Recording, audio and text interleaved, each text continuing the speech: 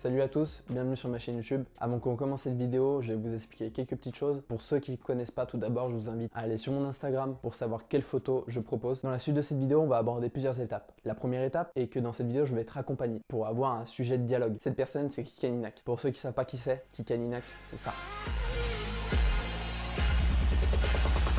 But now I'll rise above you.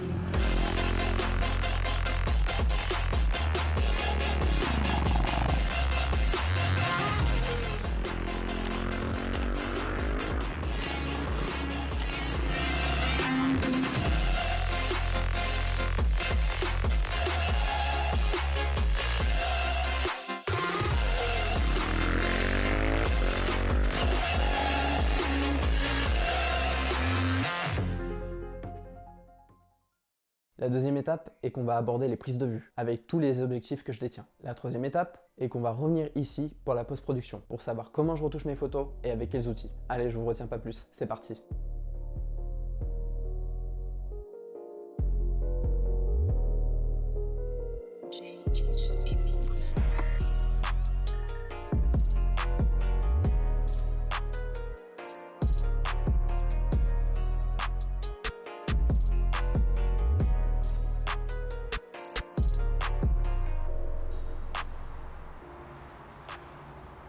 Donc là, on peut voir que j'ai l'impression d'être trop près, mais en fin de compte, je suis parfaitement dans le cadre pour prendre une photo extrêmement proche.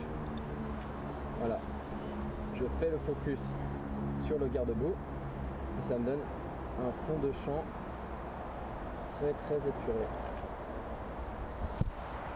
Donc là, ouais, on peut voir qu'en premier lieu, la photo elle a l'air simple. On a l'impression que c'est une photo qu'on pourrait prendre avec un iPhone, mais c'est loin d'être le cas.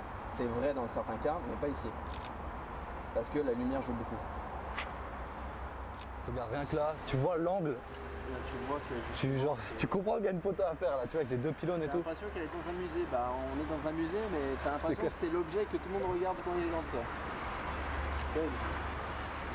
Hop, voilà, on reprend. Par exemple, si j'avais mis ta moto justement sur un fond avec des arbres, ça aurait rendu moins bien. Parce que en fait déjà tu as déjà beaucoup de couleurs de base et les couleurs retouchées sur ta moto vont être répercutées sur l'environnement extérieur.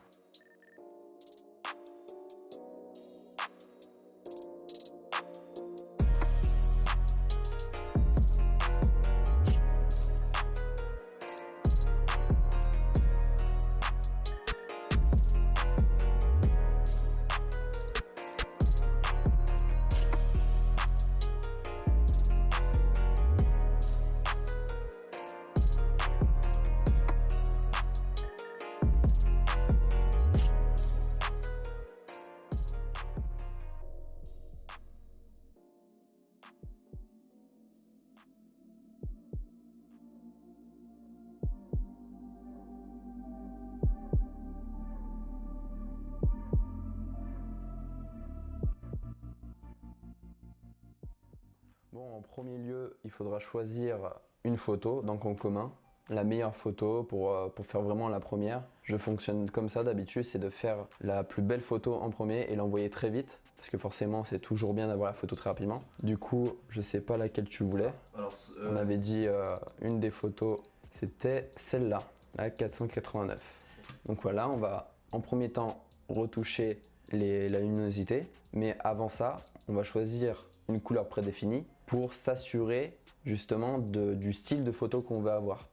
Donc là, sur les centaines de presets et donc de couleurs prédéfinies que j'ai, on va choisir la meilleure. Il y en avait un que j'utilise très souvent, c'est l'Artichoke Preset 4. Ça donne un aspect très saturé à la couleur, mais pas trop. Mais je trouve que c'est encore trop saturé. Donc là-dessus, on va jouer sur les couleurs et la luminosité. Et automatiquement, les presets sont ici. Les réglages sont déjà faits par rapport aux presets. Okay. Donc là, on vient retoucher les couleurs blanches, noires et grises. Donc hop, on va faire ça. Voilà, c'est vraiment à l'œil, hein. Je fais vraiment à l'œil, c'est pour me donner une base. J'ajoute de la clarté. Alors, on voit un petit peu comment ça joue sur la photo. On voit la différence. Là, ça donne trop de flou. Là, c'est trop de clarté, donc trop vraiment saturé au niveau des angles. On voit sur les angles, ça rajoute en fait plus de texture et donc comme si voilà, on avait beaucoup plus de texture et ça rajoute aussi des défauts si on va trop dans les pourcentages. Ça se voit encore plus sur la peau, sur les visages. Voilà, ça se voit beaucoup trop même. Du coup là je suis toujours entre voilà, 0 et 20 parce que j'estime que c'est très bien comme ça. Donc là c'est vraiment, cette partie-là c'est vraiment la partie la plus importante parce que c'est ce qui va donner tout le style de la photo. Ouais. Donc là je vais jouer sur les couleurs. Voilà, je joue sur les couleurs au niveau à l'œil. J'aime bien justement rester dans les sombres pour garder vraiment les couleurs originales. C'est vraiment ça mon but, garder les couleurs originales et pas aller sur un bleu qui n'était pas du tout le bleu qu'on avait au début. Et c'était un problème qu'on avait discuté quand on était à l'ICASC. Exactement, ouais. Le bleu paraissait beaucoup trop clair. Voilà. Et ça, c'était le lieu qui s'y prêtait pas. Parce que le lieu n'était pas très bien pour photographier. On faisait comme on pouvait, tous les photographes. Et on essayait de faire avec. C'était logique. Très forte aussi, le soleil qui tapait. On était obligé, on devait aller à un endroit et c'était juste là où on avait le droit de prendre des photos. Ouais. Mais c'est ça aussi être photographe. C'est de s'habituer au lieu et de faire en sorte de prendre les meilleures photos avec ce qu'on nous donne. Parce que souvent, on n'a pas le choix. Voilà, et sur le blanc, il va rajouter un film de couleur sur le blanc. Par exemple, là, si on voit le blanc là ici, il va plus être blanc. Par exemple, là, j'ai mis du bleu foncé, ça va rajouter du bleu. Tu vois, tous les blancs là. Tout le blanc. Ah là, on le voit là. Ouais. Mais moi, je reste toujours à 2. Je vais jamais plus haut, ou alors 3, 4 maximum. Voilà. En fait, mon but, c'est de donner un aspect cinématographique. J'aime bien donner ce style-là sur mes photos. Donc là, on va aller voir ce que j'ai utilisé. Étape par étape. Étape par étape. Donc là, j'ai pris un color lookup. Ça veut dire que c'est des couleurs prédéfinies aussi. Je vais venir les rajouter. Donc là, on peut voir que j'ai utilisé mon preset qui s'appelle CAV, STP. Et là, si je le mets à 100%, on voit ce que ça fait. Ça rajoute un film sur les ombres, sur les couleurs noires et grises, ça rajoute un film bleu, mais plus assombri et plus terne. Là, je vais le mettre à 10%, je mets tout à 10%. Si j'ai besoin d'augmenter, j'augmente, mais je mets toujours à 10%. C'est une préférence, hein. Okay. C'est pour moi. Donc là, pareil, le deuxième color lookup, c'est le drop blue. Ça va venir enlever du bleu. Après, voilà, c'est indépendamment. Le jaune, le vert, le cyan, le bleu, le magenta, le blanc, le neutre, donc le gris, et le noir. Voilà, c'est toutes les couleurs une par une que je retouche visuellement, donc à l'œil. Après, pour le cinquième, je viens, si c'est possible, rajouter un peu de luminosité et de contraste. C'est ce que j'ai fait, parce que là, j'estime qu'il n'y a pas assez de contraste. Le noir, il est trop terne et il n'y a pas assez de luminosité. Donc, je viens rajouter ça. C'est très léger, mais ça suffit. Après ça, je me suis dit, il manque quelque chose. Il manque encore une nouvelle couleur. Je ne sais pas ce que je recherche encore. Donc là, je vais rajouter, voilà, plus de contraste à la photo. On le voit. Donc, plus de couleurs. Par exemple, sur la route, on le voit sur la route, hop, un peu plus de contraste. Et c'est très léger, mais c'est ce que j'ai choisi et c'est ce que je recherche. Vu que je me suis entraîné comme ça, vu que je regardais beaucoup de vidéos d'anglais pour des tutos, voilà, on a tous commencé comme ça, on regarde des tutos, ben je mettais tout le temps mon logiciel en anglais parce que je trouvais ça plus facile à comprendre pour les vidéos. On a fini pour cette color correction et là, il s'est passé quelque chose. On voit pas très bien, mais j'estimais que les oranges étaient beaucoup trop saturés. Ce qui veut dire, c'est que les oranges, on a l'impression que c'était limite du fluo sur le cadre. Donc là, je viens atténuer cet aspect fluo. On le voit pas très bien, mais ça sert à ça.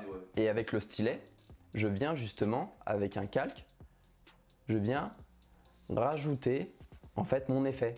C'est un effet pour désaturer les oranges. Et avec le stylet, voilà, je dessine pour justement les endroits au détail, comme le rouge ici par exemple. Sur la selle, pareil, la même chose. Voilà, on voyait que pour moi c'était trop rouge encore par rapport au carénage. Donc hop, je vais enlever un petit peu de rouge. Voilà pour cette partie. Là, on arrive pratiquement à la fin. Là, pareil, il y avait quelque chose. Là, on voit plus. Les beaux panneaux. Les beaux panneaux, ils ont été enlevés. Donc, je l'ai enlevé avec un outil spécial qui est très compliqué à comprendre quand on ne fait pas un peu de Photoshop. Mais je vous conseille d'aller voir des tutos qui expliquent justement cet outil. Et cet outil s'appelle, pour ceux qui veulent, c'est avec l'outil lasso polygonal en termes. Je viens justement entourer l'objet qui me gêne. Voilà, ça fait une sélection. Je fais clic droit, je fais Fill, donc ajouter. Et là, je vais dans Content Aware, donc je vais rajouter de la texture qu'il y a autour déjà. Et donc là, par exemple, si je le faisais là, il n'y a aucun intérêt. Et ça ferait pratiquement, ça ferait ça. Parce qu'il rajoute en fait de la texture qui existe déjà. J'avais testé quelque chose, on appelle ça du coup des PNG. Je pense que tout le monde connaît pratiquement.